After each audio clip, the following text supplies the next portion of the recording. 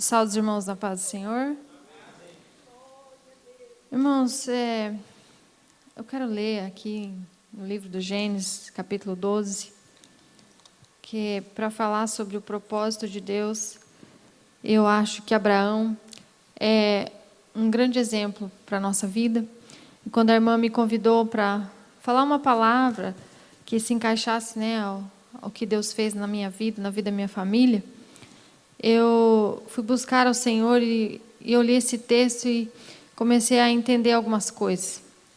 Então, no capítulo 12, livro de Gênesis, do versículo 1, vai dizer: Ora, o Senhor disse a Abraão: sai-te da teu pai para a terra que eu te mostrarei.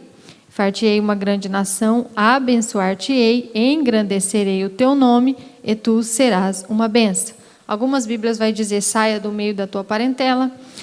A King James vai dizer: saia do teu país. No versículo 3 vai dizer: e eu abençoei os que a te abençoarem, amaldiçoarei os que a te amaldiçoarem, e em ti farei dos teus dias e da sua família bênção sobre a terra. Irmãos, então aqui com esse texto, Deus começou a falar comigo sobre propósito, O que um homem tem que passar para Deus cumprir o propósito que Ele tem para cada ser humano. Eu fiquei pensando, meu Deus, o homem está lá vivendo na sua terra, da sua descendência. Eu fui pesquisar e disse que a cidade em que Abraão morava, antes de Deus mandar ele sair, era um lugar, uma capital, era um centro, uma cidade grande. O pai dele era construtor de esculturas. Então, assim, materialmente, Abraão estava em uma boa situação. Mas, quando Deus quer fazer algo, às vezes Deus precisa tirar da zona de conforto. E quando Deus me disse essa palavra, eu falei: Senhor, mas como que funciona, essa força da expressão que a gente usa, zona de conforto? Às vezes a gente nem sabe o que é, e a gente, no vocabulário, dia a dia, a gente fala.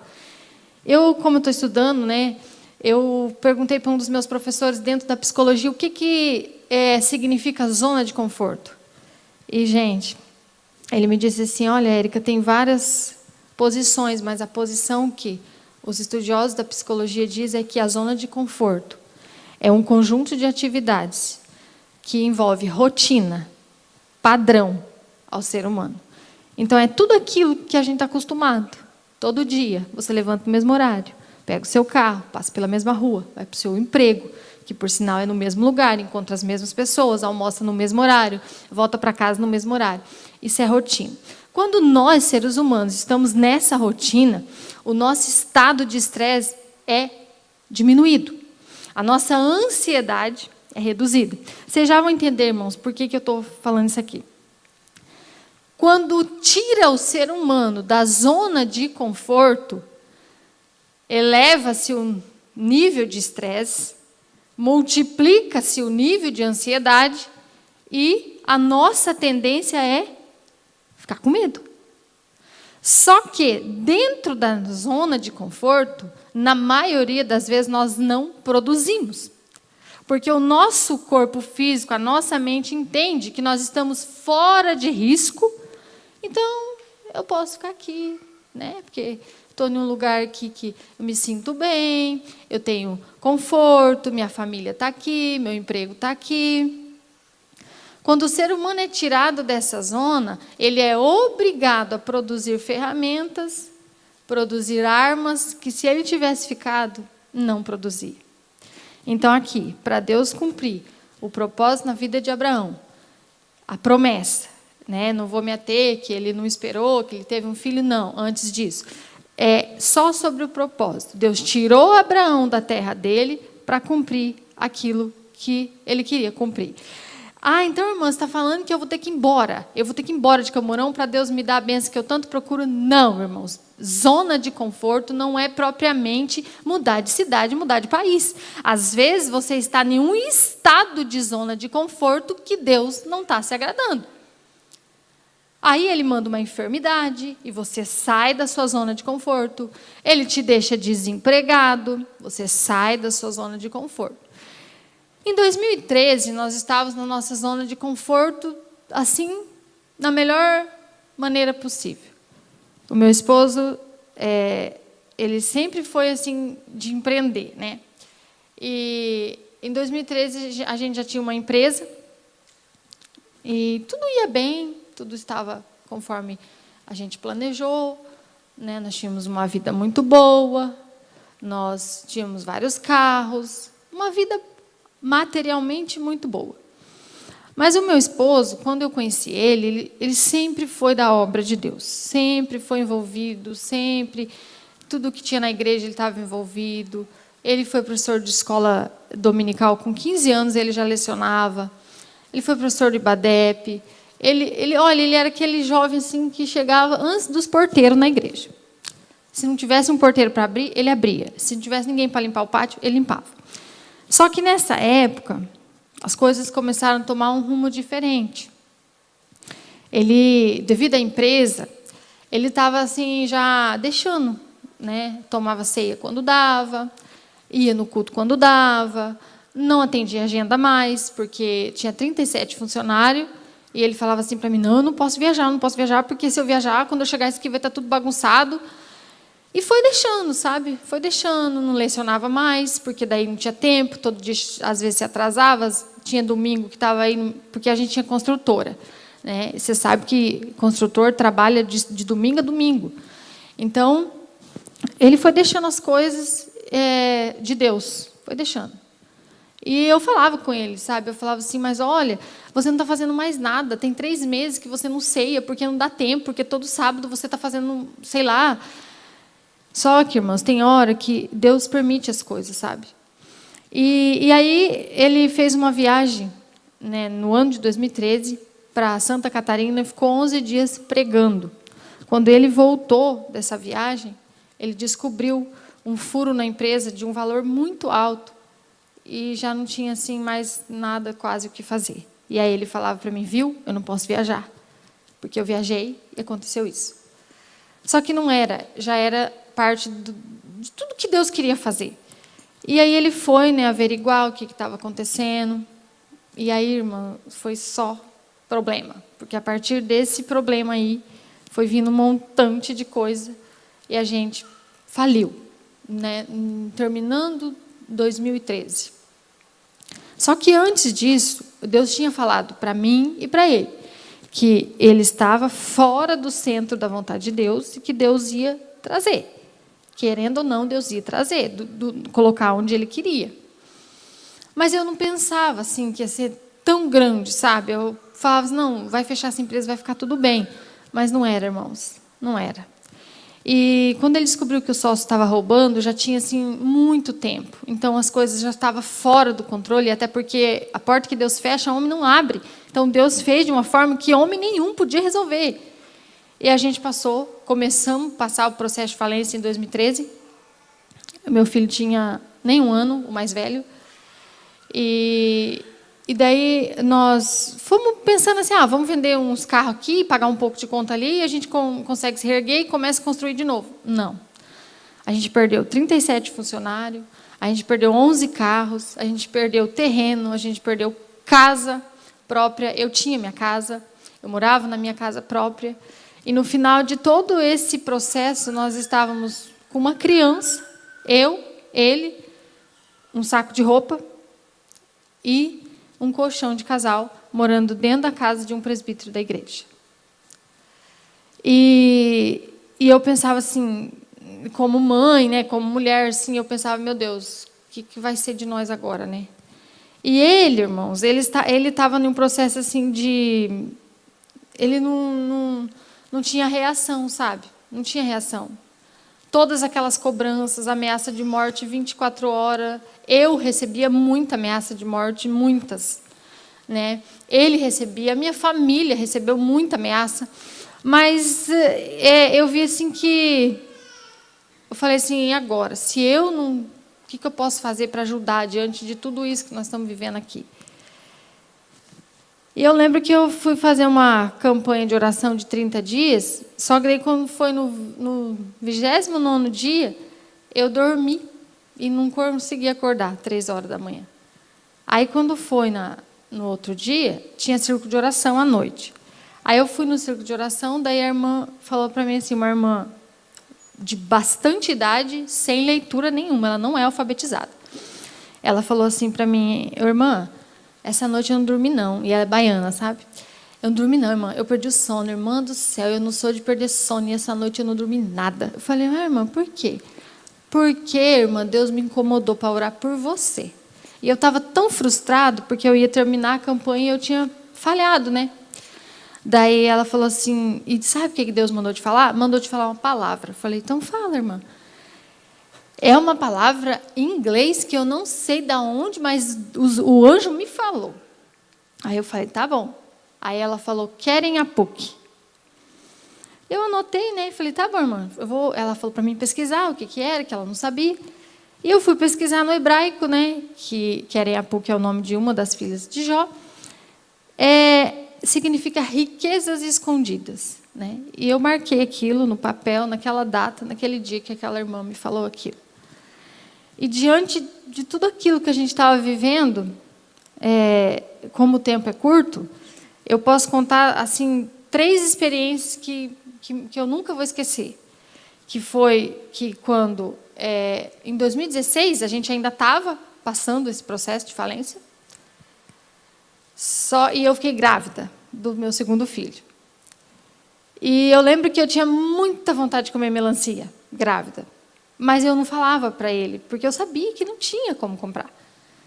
E ele falava assim para mim, nossa, Érica, na outra gestação você pedia tanta coisa para comer, agora parece que você não sente vontade de nada. E eu sentia. Mas eu não falava, irmãos, porque assim, eu já estava vendo meu marido passar uma pressão tão grande, assim, uma prova tão doída, porque para um homem, para um pai de família, não tem coisa maior do que você ver a sua família perecendo. E eu não falava, sabe, para ele. E eu lembro que um dia eu fui almoçar na casa do pastor, aí chegou lá, a irmã Sônia falou assim, eu comprei 2 melancia, porque mulher grávida geralmente come uma sozinha. E a gente comeu uma lá, e a outra ela deu para mim levar embora ainda, quando a gente foi embora. A outra situação, irmãos, é quando meu filho nasceu, o Joaquim. Ele nasceu em fevereiro de 2016. O Ruminig já estava atendendo a agenda, só que ele deixou de atender porque eu ia ter o bebê, né? E nós estávamos ali já com 20 e poucos dias que ele tinha nascido, e tinha uma pessoa que não tinha ido lá ver ele ainda, lá em casa. E você sabe, quando nasce neném, agora que está a pandemia, não, né? Mas antes era visita, né? Toda hora chega um para ver o neném. E a minha mãe, que estava lá, fazia muito café. Toda hora uma visita, toda hora um café novo. Toda hora uma visita, toda hora um café. E eu lembro que um dia eu olhei para ele e falei assim, amanhã não tem café. Se chegar alguém aqui, pelo amor de Deus, não me peça para fazer café, não fala, porque não tem. E como eu já estava ali para os acho que uns 23 dias que eu tinha tido o neném, já estava acabando, né, algumas coisas. Fralda, fruta, que eu estava comendo na dieta. E daí ele falou para mim que aquele dia, assim, ele se sentiu o pior homem da terra. A mulher com um bebê pequeno, de resguardo, não tem pó de café. E o marido pregando a palavra de Deus. Porque nessa época a gente vivia exclusivamente da obra. E aí eu fui dormir, né? E o neném chorava demais.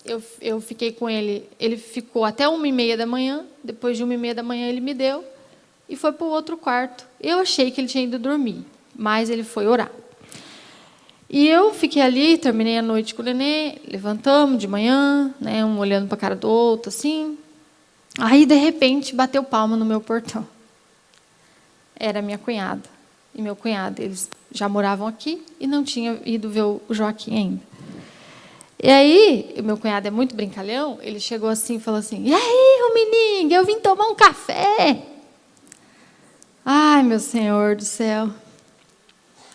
Aí, a gente não tinha carro, né, ainda nessa época. Ele falou assim, abre o portão grande, que ficava cadeado, porque a gente não tinha carro. Eu falei, tá bom, e estava um sol. Eu falei, por que o bendito vai colocar o carro aqui dentro, né? Quando ele colocou o carro de ré, eu nem prestei atenção, ele colocou o carro de ré, E daí ele entrou dentro da sala, assim, e o Rummenigge é muito brincalhão, e ele estava muito sério.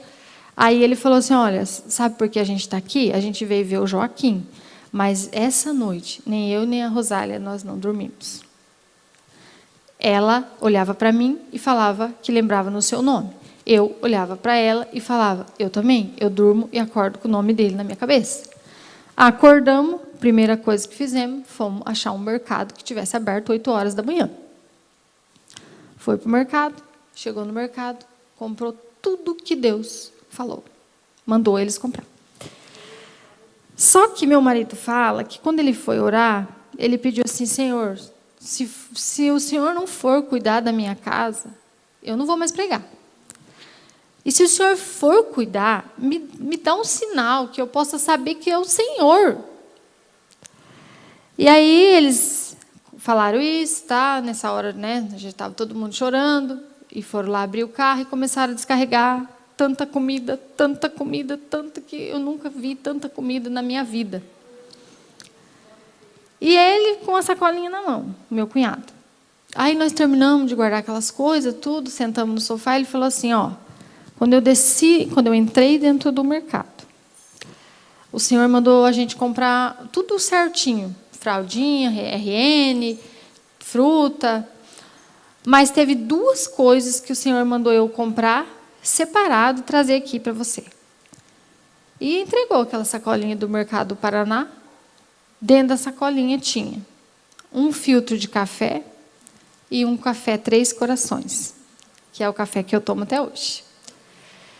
E aí, quando ele entregou aquela sacolinha, ele falou assim, ó, Deus manda te falar, Rummenigge, que na sua casa não vai faltar mais nada.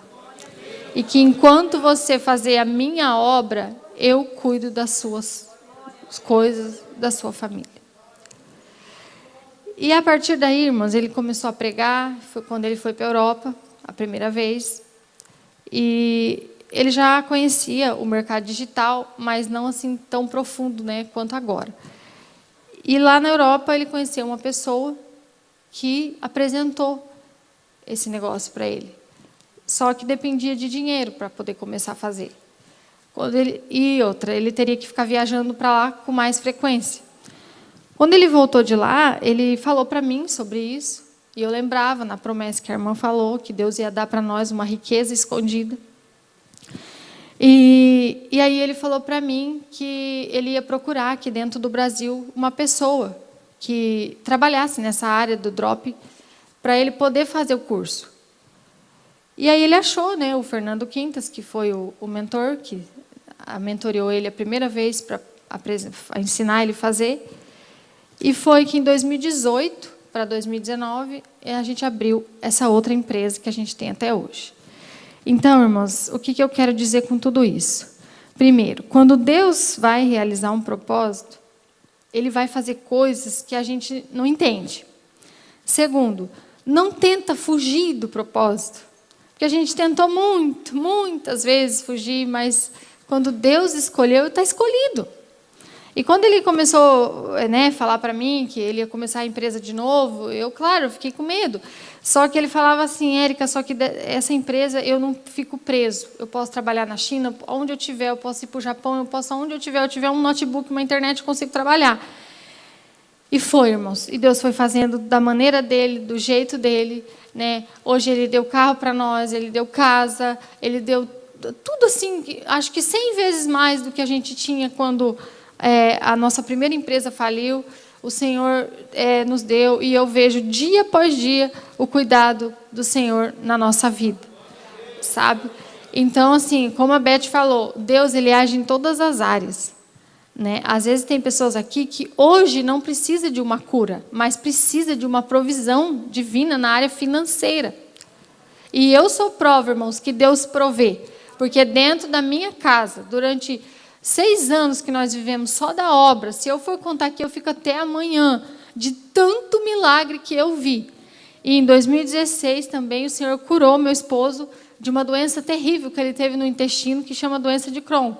Ele teve que fazer uma cirurgia dentro de 24 horas, senão ele estava correndo risco de morte, e o Senhor curou. Então, o que que eu quero dizer com isso? Dentro de todas essas coisas, o Senhor ainda faz bênçãos, Ele faz milagre.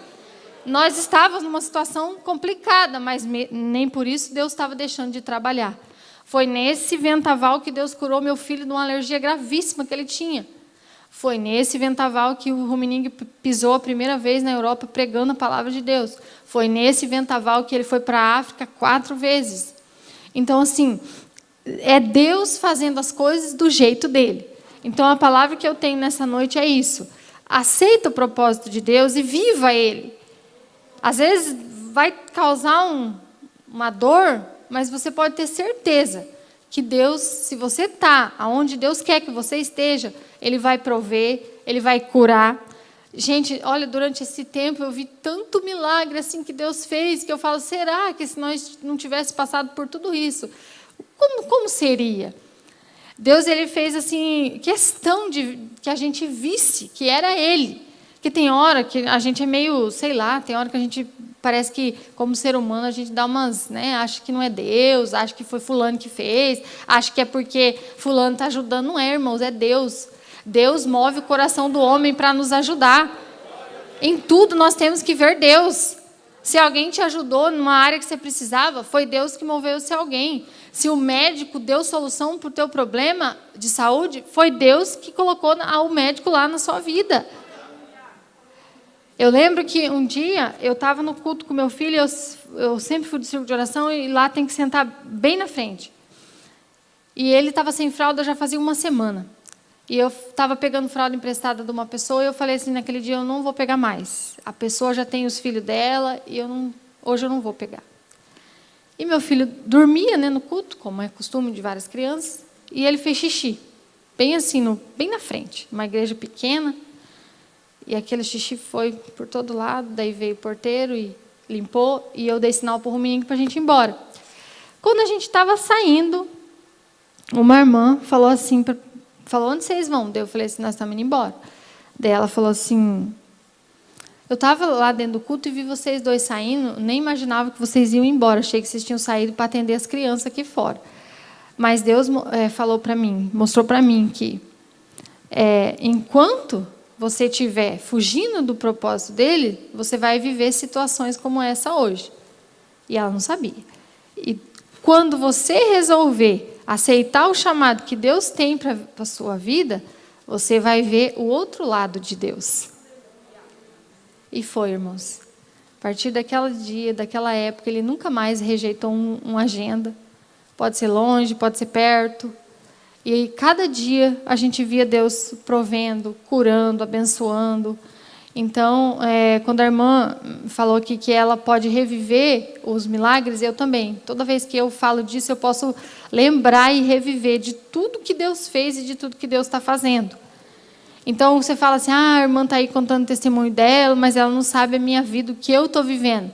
Saiba que amanhã vai ser você, que vai estar aqui falando, eu vivi, mas Deus fez eu vencer. Amém, irmãos?